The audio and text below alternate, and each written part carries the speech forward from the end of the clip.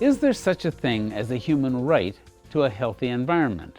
And can it be entrenched in law? David Boyd's answer is yes. A leading environmental lawyer and legal scholar based in British Columbia, Canada, David Boyd has surveyed legal systems around the world, learning that 142 nations now recognize a legal obligation for the government to protect the environment, and 95 nations accept that their citizens have a legal right to live in a healthy environment. And those rights make a difference to both people and the environment. A constitutional right means that it's the highest or supreme law of the land. It enjoys the highest level of legal protection possible in these legal systems. And it's also something deeper and more profound. It's a reflection of society's most cherished and deeply held values. So it reflects a real emergence of consciousness over the past 4 decades. It's quite amazing when you put it in that way, that the healthy environment is a core. Human beings can't get along without it, but it's been so overlooked or so invisible. Well, it's been a core concept in many indigenous legal systems for millennia. So whether it's the Haida on Canada's west coast or the Mi'kmaq on Canada's east coast, environmental rights and responsibilities are a cornerstone of traditional indigenous legal systems. But in the Western world, it's a concept that really only came to light 50 years ago when Rachel Carson wrote Silent Spring and talked about everyone's right to live in an environment free from chemical poisons. Is there anything else, or is there anything that those countries have in common, those countries that have entrenched environmental rights? Not really, no. They're found all around the world, in the north, in the south, in wealthy countries, in poor countries, in Christian countries, in Muslim countries. So it's something that's really not limited to a geographic or political type of culture. It's something that's permeated the entire globe.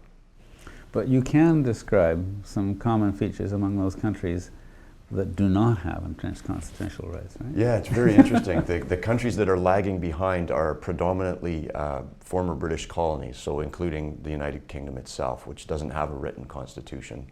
And then, so former British colonies who have a similar common law legal system. And then also about 25 small island states around the world. And the irony there is that small island states are really at the forefront of the global movement to recognize the right to a healthy environment, and yet they don't recognize that right in their own constitution. So that's something that I'm beginning to work with people from the Alliance of Small Island States to move them forward both legally and morally in their efforts. I think probably for most of us, we tend to think of rights as being inherent, inalienable, just natural consequences of human society or something like that. Right. But I think you make a very clear point that there is a whole evolution that's both in time and in consciousness. Rights keep on evolving. The classic statement is that rights emerge and evolve in response to wrongs. So the Universal Declaration of Human Rights really emerged out of the ashes of World War II when humans saw an unprecedented degree of rights violations. And the right to a healthy environment emerged in the 1960s and 70s in response to an upsurge of global recognition of the damage that human beings were inflicting on the environment and of course on themselves. So the nature of rights, and as you said, the definition of a human right is something that's universal, meaning it's held by all human beings. It's got to be essential to human dignity.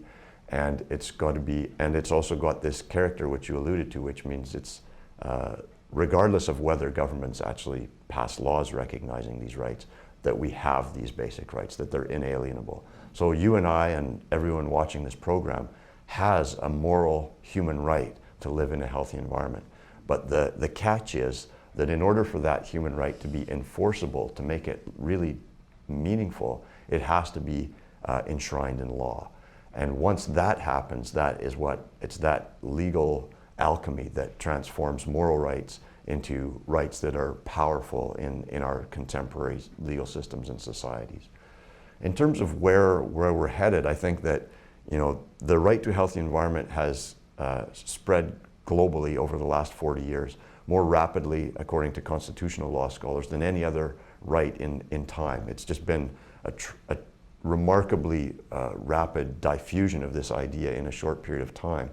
And it still has a ways to go. As I said, there's no global treaty recognizing the human right to a healthy environment. There are regional human rights treaties ratified by 118 countries, but at the end of the day, every country in the world, every citizen in every country should have their right to a healthy environment recognized. David Boyd, environmental lawyer, scholar, and teacher, a forceful advocate for the entrenchment of environmental rights in national legal systems. If you found this interview stimulating, you may want to look at our interviews with economic reformer David Korten and land reformer Alistair McIntosh.